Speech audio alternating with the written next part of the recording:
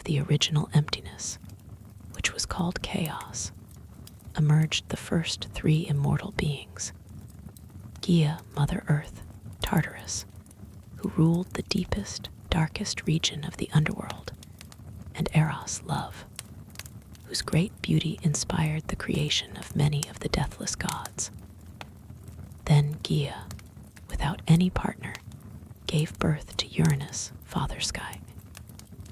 She made him her equal, so that he would surround her on all sides and would provide a home for the immortal beings. Gaea also gave birth to Aurea mountains and Pontus, sea. Gaea then married Uranus, and he ruled over all that came into being. The first immortal children of Gaea and Uranus were the 300-handed giants. Each giant had 50 heads and 50 arms extending from each shoulder. Their next immortal children were the 3 Cyclopes. Each Cyclops had only one eye, set in the middle of his forehead. They were expert craftsmen, and they later built the palaces for the gods on Mount Olympus. Uranus feared the terrible strength of these 6 children, and he hated them because they terrified him. So as each child was born, Uranus took him from his mother, bound him, and hurled him deep into Gaea's being, the earth. Each child fell for 9 days and 9 nights, finally landing in the region named after its ruler, Tartarus, on the 10th day. There Uranus kept the 100-handed giants and the Cyclopes, far from the surface of the earth and the light of the sun. His eyes now shone with pride and satisfaction, for he ruled without fear of any challenge to his authority, and he expected to rule forever. Gaea was outraged by her husband's actions. She longed for her children, and she hated Uranus for what he had done to them. However, she buried her feelings deep in her heart and quietly waited for the time when she could take revenge. The next immortal children born to Gaea and Uranus were the 13 Titans. They and their children became the oldest generation of Greek gods. Helios was the god of the sun and drove it across the sky in his chariot. Selene was the goddess of the moon. Oceanus was the god of the river that surrounded the earth. Like her mother, Gaea, Themis was the goddess of prophecy at Delphi. Cronus married his sister Rhea, a goddess of the earth, and in time they became the parents of the Greek gods. Later, Atlas, by far the strongest of the Titans, held up the sky so that it would not fall upon the earth. Soon thereafter, Prometheus, the most intelligent and clever Titan, created mortal man out of clay and water. His brother, Epimetheus, married Pandora, the first mortal woman. Gaea decided to use her Titan children as her means of revenge against Uranus. She took a large piece of flint and shaped it into a huge, sharp stone sickle. Then she approached her sons and said, "I want you to punish your father, for he is very cruel. He has imprisoned your brothers in the land of Tartarus against my wishes and against their will." Almost all of Gaea's sons were so terrified of Uranus that they listened to her command in silence and refused to obey her. Cronus, the youngest Titan, was very similar to his father in temperament, and he was much more courageous than his brothers. When he saw their reaction, he said, "If no one else will help you, Mother, I certainly will. If our father has been cruel to you and to our brothers, we should take revenge." When she heard Cronus's words, Gaea's heart overflowed with pride and satisfaction. It was gratifying to have one son who had the courage to help her. Now Uranus would learn what it was like to endure endless suffering. So Gaea put the great flint sickle into Cronus's hands. She warned him to be careful with its sharp, curved blade. Then she told him where to hide and what she wanted him to do. Later, when Helios had drawn the chariot of the sun across the sky and had retired for the night, Uranus joined his wife by the shore of the sea and lay down to sleep with her. Selene shed the light of the moon upon the sleeping figure of Uranus. Cronus, from his place of hiding, raised the huge stone sickle and emasculated his father. Then he quickly threw the severed pieces into the sea and said, "Your reign is over, father. Now I shall reign in your place. You may challenge me, but my power is clearly greater than yours. So I advise you to submit to your fate." Uranus, being immortal, could not die. However, he screamed in agony, for his immortality did not prevent him from feeling excruciating pain. Part of his anguish came from the realization that his power had suddenly ended. From Uranus's blood, which flowed into the earth, Gaea brought forth the three black-clothed Furies.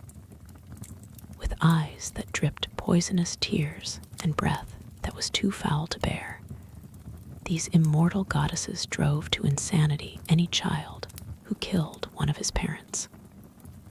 From the same blood, Gaea also brought forth another group of terrible beings, who were simply called the Giants. They looked fearsome, with their hairy heads and faces and their dragon-like feet. When they wore their shining armor and carried their long spears, they appeared to be invincible. The severed pieces of Uranus's immortal body remained in the sea, where a white foam surrounded Chem. In time, Aphrodite, the goddess of beauty and sexual desire, was born from them, and she was often called the foam-born goddess. Cronus became god of the sky, as his father had been before him. Like his father, he feared the 100-handed giants and the Cyclopes, so he ignored his promise to Gaea and kept his brothers bound and imprisoned in Tartarus. Gaea, disappointed and angry, watched and waited for the next opportunity to free her children. Being a goddess of prophecy, she enjoyed informing Cronus that one day a son of his would overpower him just as he had overpowered his own father. "I shall fool the fates," he exclaimed to himself with a clever smile. "If I do not have any children, then I will be able to rule forever." However, it was not so easy to change his destiny. Cronus loved his wife, Rhea, and in time she gave birth to a lovely daughter, Hestia. When Rhea proudly presented their baby daughter to Cronus, the words of his fate screamed inside Cronus's head. His great fear of losing power brought a mad, distraught glint into his eyes. Without considering whether the baby was female or male, Cronus took the baby lovingly from his wife, opened his gigantic mouth, and swallowed the infant in one gulp. Now, he thought with satisfaction, I have cheated the fates of their prophecy and my child of his throne. 4 more children were born to Cronus and Rhea: Demeter, Hera, Hades, and Poseidon. Each time Cronus embraced the infant so lovingly that Rhea was certain he would accept this child. However, each time the glint of madness would steal into his eyes as the words of the prophecy roared in his ears, and each time he would open his gigantic mouth and swallow the infant in one gulp. Then Once again, Cronus would grin with satisfaction and think to himself, I have cheated the fates of their prophecy and my child of his throne. By this time, Rhea's heart was overflowing with grief. When she was about to give birth to her sixth child, she went to Gaea and said, Mother, please help me. Cronus has robbed me of our children, just as Uranus robbed you of the 100-handed giants and the Cyclopes. I cannot bear to let him steal this baby too. What can I do? Can we hide the infant from Cronus before he sees it? How can I trick him? Gaea replied. My heart understands your pain, my daughter, and I think I can help you. I know that Cronus is destined to be overpowered by his son, just as he overpowered his father before him. Surely the child about to be born to you is the son who is destined to take revenge upon Cronus for his treatment of his father, his brothers, and his own children. When your time to give birth arrives, Gaea counseled her daughter, go to the island of Crete and take refuge in the deep, hidden cave high on the slopes of Mount Dicte. I shall see that nymphs nurse your infant son with goat's milk, and I will have them hang his cradle from a tree so that Cronus will not be able to find him on land, or sea, or in the air. Young boys, the curates, will march beneath his cradle, clanging their spears against their bronze shields to smother the sound of his cries. And as for how to trick Cronus, Gaea concluded, he is so crazed with fear that an ordinary rock should be all you need to fool him. So it came about that Rhea gave birth to the infant, Zeus, in the cave of Mount Dicte on Crete. She left her mother, Gaea, in charge of the baby and quickly returned home. She then found a rock about the size of her newborn infant and wrapped it in swaddling clothes as if it were an infant. Soon Cronus entered the room. How are you feeling? He asked her sweetly. Let me admire our latest child. Not every infant is born into such a royal family.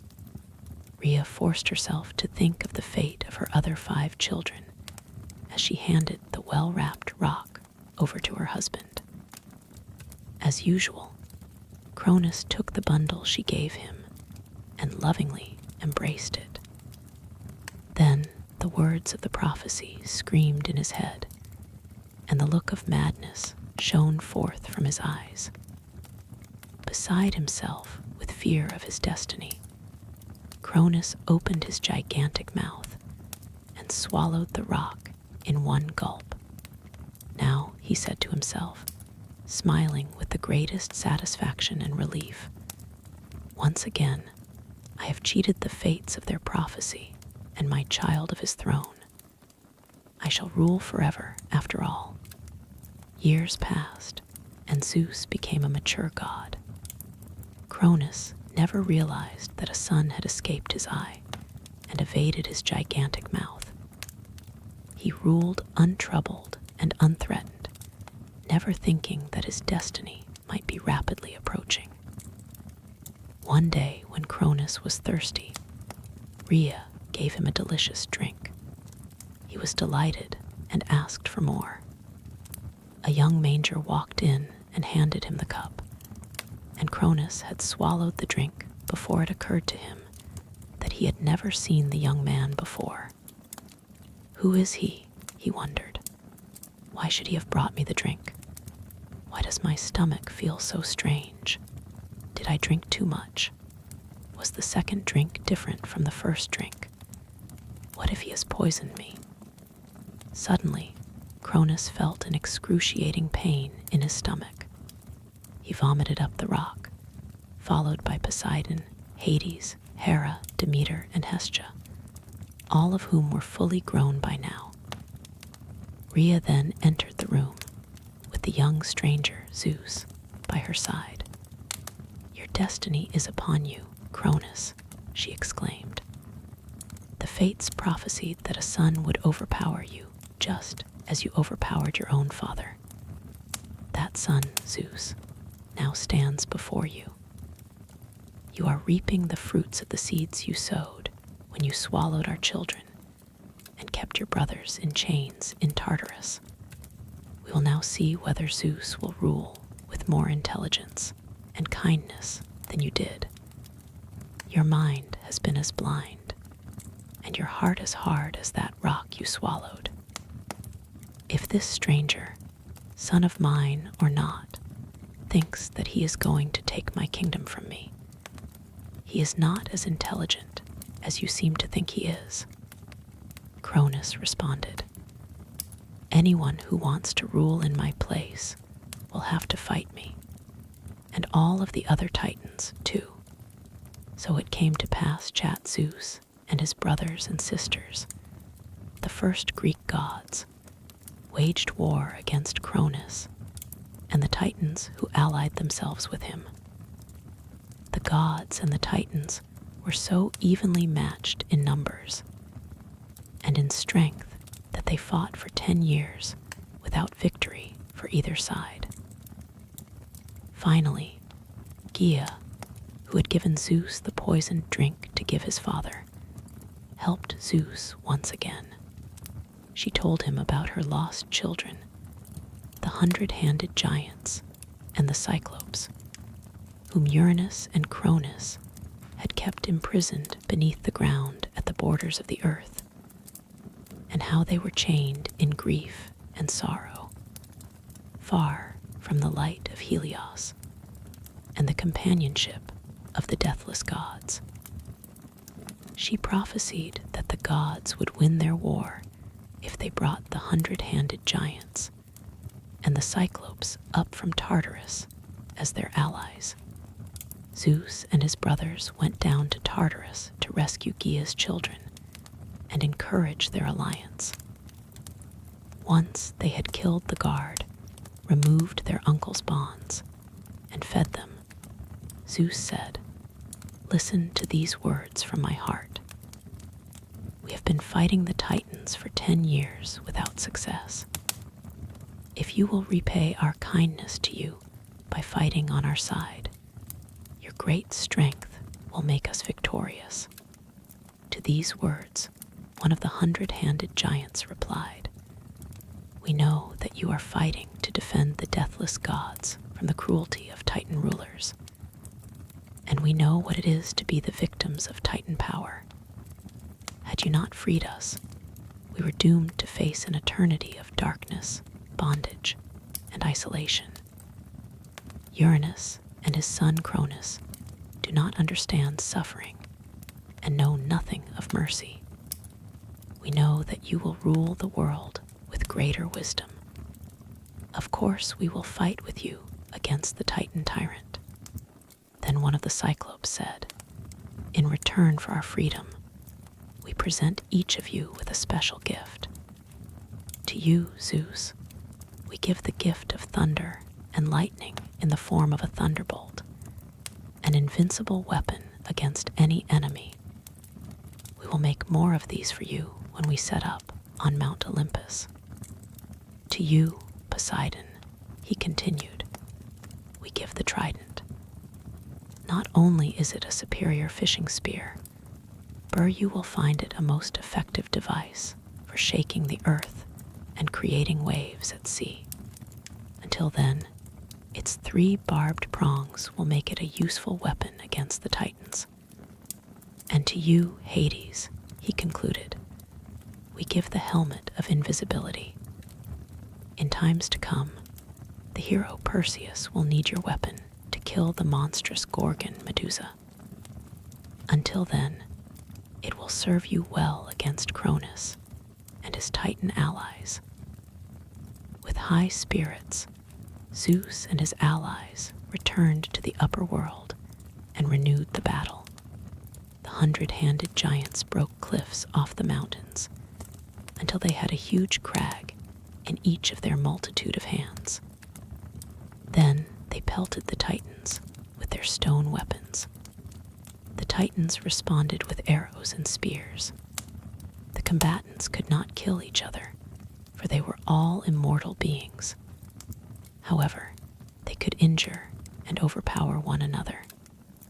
The battle caused an upheaval across the earth and sea. The mountains quaked, and even Tartarus felt the impact of the mighty rocks upon the earth high above him. Then Zeus hurled his invincible lightning bolt, which engulfed in flames whatever it touched. The earth resounded with the roars of mighty thunder as the blazing woods, and the scalding sea scorched the air. Finally, the Titans fled beneath the earth into Tartarus, where the 100-handed giants placed them in chains for eternity in that dark, dismal land. Zeus then commanded the 100-handed giants to guard the hated Titans forever. However, because of his size and his strength, Zeus forced the Titan Atlas to hold the sky upon his shoulders. The war was over. When the 3 male gods drew lots for their kingdoms, Zeus drew the sky, Poseidon the sea, and Hades the underworld. In addition to maintaining peace and order among all of the immortal beings in the world, Zeus taught human beings to be just in their treatment of one another. Those who did not respect the deathless gods and other mortals were severely punished. Poseidon could use his trident to cause earthquakes as well as storms at sea, but he also taught mortals how to tame horses to work for them and how to build ships. Hades taught mortals to have respect for the dead by conducting proper funeral ceremonies and following certain burial practices. Zeus married his sister Hera, who became the goddess of marriage and childbirth, as well as queen of Olympus. Hestia became the guardian of the home and taught mortals how to build houses. Demeter became the goddess of grain. She taught mortals how to save the kernels of wild corn, plant them where they wanted corn to grow, and harvest the mature plants.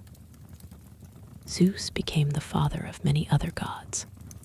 Athena, the goddess of arts and crafts and defensive war, Apollo, the god of prophecy, medicine, and archery, Artemis, the goddess of the hunt, Hermes, Zeus's messenger, Persephone, the queen of the underworld, Ares, the god of war, and Hephaestus, the renowned metalsmith.